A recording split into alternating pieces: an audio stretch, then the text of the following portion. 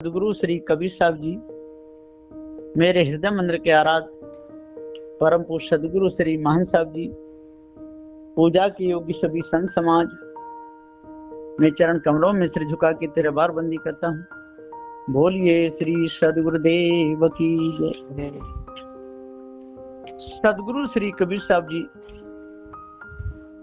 बड़े विचारमान अच्छे संत थे। उसी परंपरा में श्री राम रह साहब जी, गुरदयाल साहब जी और संत एक से एक निर्मल साहब जी बहुत होते चले आए। सदगुरु श्री पूरन साहब जी उसी परंपरा में हुए और उन्होंने प्रथम बीजक का टीका किया जो त्रिजा नाम से विख्यात है। साहब ने जो निर्णय था सदगुरु श्री कबीर साहब का वही दर्शाया, उससे अलग नहीं चले। जीव ही ज्ञान स्वरूप है और न जग में कोई, ईश ब्रह्म और आत्मा गुरबन का भ्रम हो। ये जीव ही ज्ञान स्वरूप है और कोई वस्तु ज्ञान स्वरूप नहीं है। जीव के ऊपर कोई शिव नहीं है, ईश ब्रह्म कोई पीव नहीं, मिथ्या कल्पना है। हाँ, बचने के लिए या द्वंद्व से बचने के लिए किन्हीं महापुरुषों ने कह दिया हो तो वो कोई निर्णय में नहीं आएगा।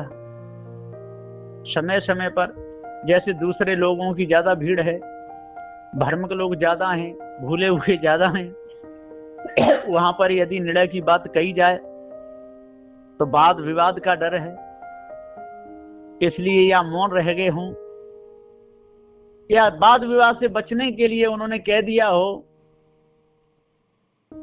कि जीव ही आत्मा है या ब्रह्म है, तो वो विषय अलग रहा, वो निर्णय का विषय नहीं है।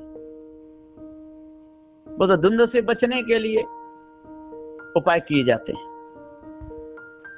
लेकिन यहां पर तो खुल के निर्णय है कि ईश ब्रह्म और आत्मा गुरबन का भ्रम हो। जो गुरबा लोगों का भ्रम है, आत्मा ब्रह्म नाम की कोई चीज है नहीं। कहां तक कहूं संसार में गुरबा जाल बिछा रहे, झूठा जाल बिछाए कर विषयों में गोता खा रहे। कहां तक कहूं संसार में। अब एक दो की बात हो तो उनको समझा दिया जाए, कह करके बुला लिया जाए। अब तो गुरबा जाल बिछा रहे। गुरबाओं का जाल बहुत विशाल है। अब एक तरीका से जाल हो तो उसको काटा जाए। कितने देवी देवता बना लिए, उनकी अलग अलग महिमा, अलग अलग मंदिर, अलग अलग मानंदी, अलग अलग सिद्धांत कितने बना लिए। झूठा जाल बिछाए कर विषयों में गोता खा रहे। और झूठा जाल बिछाया उन्होंने, स्वयं झूठे और झूठा जाल भी बिछा दिया। और संसार के अबोधी जीव जिनको निस्वरूप का ज्ञान है उनको फंसा लिए, विषयों में गोता खा रहे। कभी तो स्वयं विषयों में गोता खा जाते हैं या दूसरे को भी खिला देते हैं। यही होता रहता है, ज्ञान तो है ही नहीं।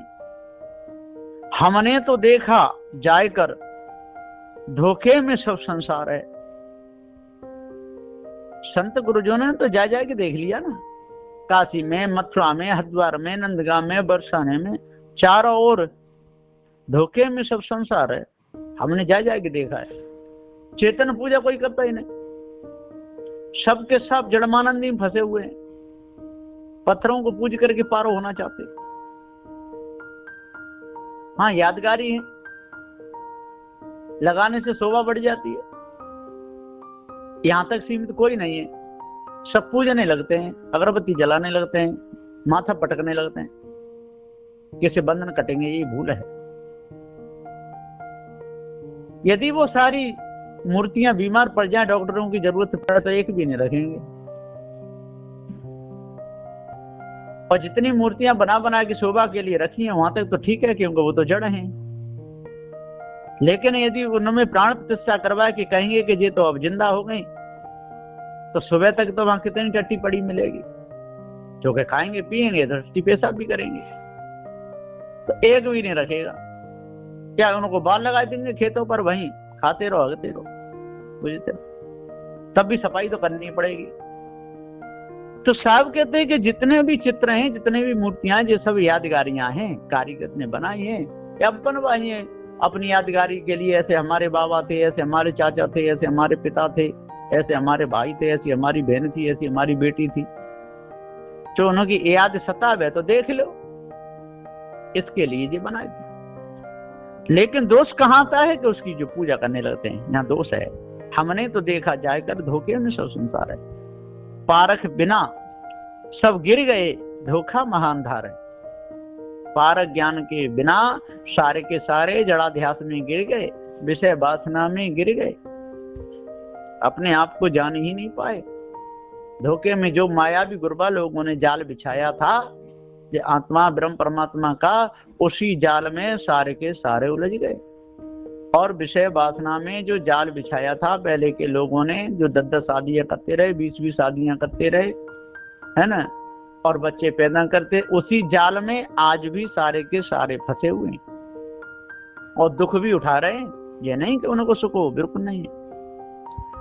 संसार कारागार है, जो भी गिरा बेहाल है। संसार क्या है? ये कारागार है, जो भी गिरा बेहाल है। वाणी का जाल अपार है, जैसे लगे उर्भाल है। संसार सारा क्या है? कारागार है। जिस प्रकार से मुलजिम को पकड़ करके और कारागृह में ले जाके डाल देते हैं, ऐसा ही है। जो भी गिरा बेहाल है, जो भी उसको कोई चाहता नहीं है जेल में जाना, लेकिन कर्म ही ऐसे करें, जाना पड़ेगा। कोई नहीं जाता है गर्भवास में, कौन जाता है वहां मलमूत्र कुंड में रहने के लिए 9 महीना तक, पर कर्म ही ऐसे किया है, जाना ही पड़ेगा, है ना। कोई नहीं चाहता है कि मुझे दुख हो, लेकिन दुख के कर्म किए हैं, दुख भोगना ही पड़ेगा।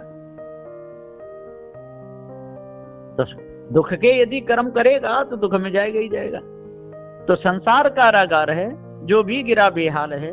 वाणी का जाल अपार है, जैसे लगे उर भाल है।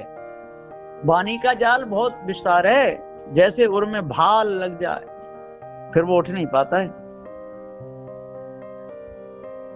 मनमतीपन छा रहा, गुरमत को जो जाने नहीं, इज्जत गिरेगी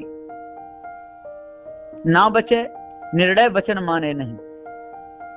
मनमतीपन छा रहा, सारे संसार में लोग जैसा मन में आता है तैसा ही करते हैं।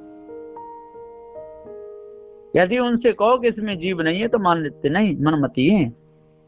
कहो गंगा नहाने से पाप नहीं कटते तो मानते नहीं, मनमती हैं, भीड़ लगी हुई है। गुरुमत को जो जाने नहीं, और गुरुमत है कि भैया कर्मों को सुधारो, चोरी हिंसा विचार ईर्ष्या क्रोध मान छल गालिंदा झूठ, इनसे दूर रहो। तो गुरुमत को जो जाने नहीं, इज्जत गिरेगी ना बचे।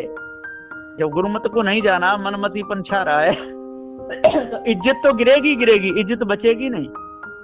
निर्णय वचन माने नहीं, और जो निर्णय के वचन है कि जड़ और चेतन दो ही पदार्थ हैं, तो वो उसकी बात समझ में नहीं आता। जड़ और चेतन हो तो चेतन एक हो गया और जड़ ऐसे नहीं। अब चेतन नाम आ गया तो जितने चेतन जीव हैं सब आ गए, और जड़ नाम आ गया तो जितने जड़ पदार्थ हैं सब उसमें आ जाते हैं। जीव मुक्ति में भी अलग अलग रहते हैं और बंधन में भी अलग ही अलग रहते हैं। ये नहीं कि मुक्ति में दूसरे में जाके मिल जाएंगे या बंधन में अलग अलग, मुक्ति में सब एक। हाँ, मुक्ति में एक का मतलब होता है मुक्ति एक जैसी होती है। ये सर्प बंधन एक जीव का छूट गया और दूसरे ने भी प्रयत्न किया तो उसका भी छूट गया। तो बंधन छूटने पर भी स्वतंत्र अलग अलग हैं और बंधन में भी अलग अलग हैं। बंधन में दुख है और स्वतंत्र में दुख नहीं है, इतना अंतर है। जहाँ दुख न हो उसी का नाम मुक्ति है। तो इज्जत गिरेगी ना बचे, निर्णय वचन माने नहीं। हाहाकार छा रहा पारख बिना संसार में, गिर गया सो गिर गया, बचता नहीं संसार में। सारे संसार में दैया तोबा हाहाकार मचा हुआ है पारख बिना संसार में। यदि पारख ज्ञान हो तो सारी दैया तोबा बंद हो जाए, है ना। जितने भीड़ में कुचल कुचल के मर रहे हैं ये सब बंद हो जाए, है ना। अंधविश्वास में जितने 64 करोड़ की भीड़ हुई कुंभ के मेला में, क्यों जाके मरेंगे? पारख ज्ञान हो तो। गिर गया सो गिर गया, बचता नहीं संसार में। जो इस भीड़ में गिर गया वो गिर गया, फिर बचेगा नहीं। इसी प्रकार से खाई में जो गिर गया, जो भ्रम भूल कल्पना में जो गिर गया, फिर वो बचेगा नहीं। ऐसा निर्णय है पारखी सदगुरु श्री कबीर साहब जी का। आत्मा का शोर भारी वेद मत जा छा रहा, जीव पारख रूप है ताको जगत ठुकरा रहा।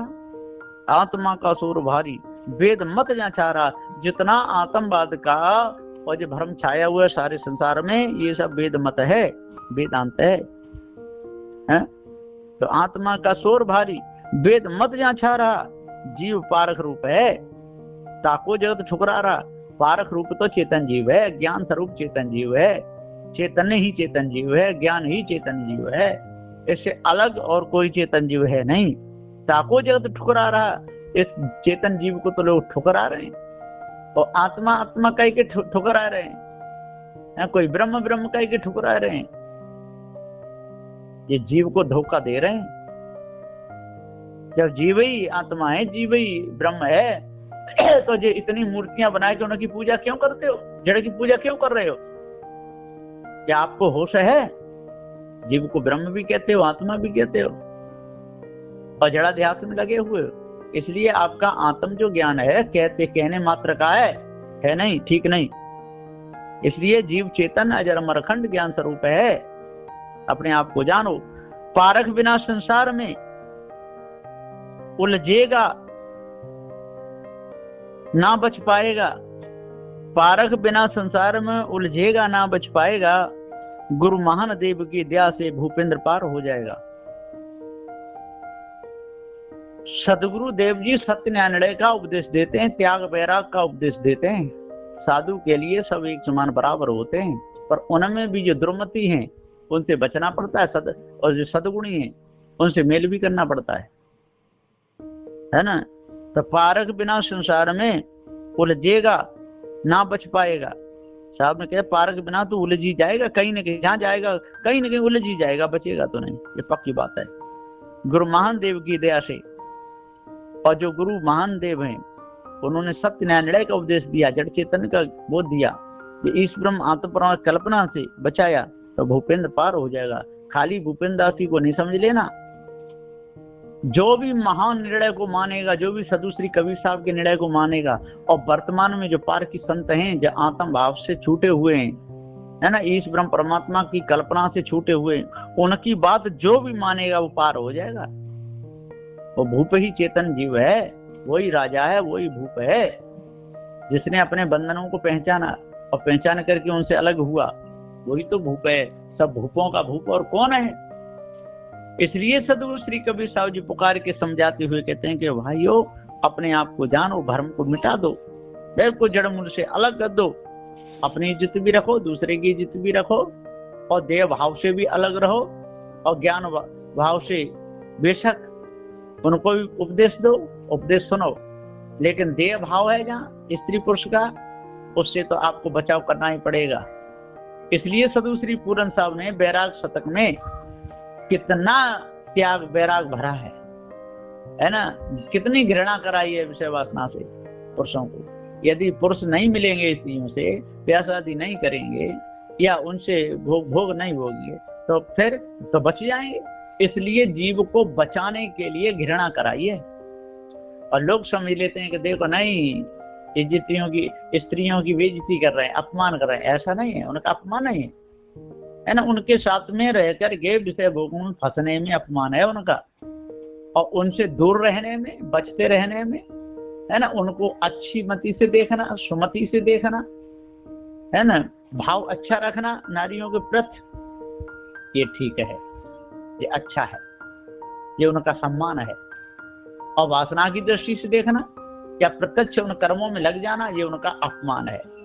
वो पुरुष का भी अपमान है और स्त्री का भी अपमान है।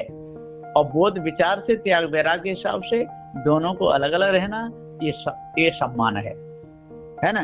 तो पारख बिना संसार में उलझेगा ना बच पाएगा, गुरु महान देव की दया से भूपेंद्र पार हो जाएगा। तो जो भी महान संतों के प्रवचनों को सुनेगा और वर्तमान में महान गुरु के प्रवचनों को सुनेगा और उनके न्याय निर्णय को जो अपने अंदर उतारेगा, भाव भक्ति से अच्छी तरह रहेगा, सारे कर्मों से प्राम रहेगा और विचार से काम करेगा, जड़ चेतन के भेद को समझ लेगा, तो उसको फिर संसार में कोई नहीं भुला सकता।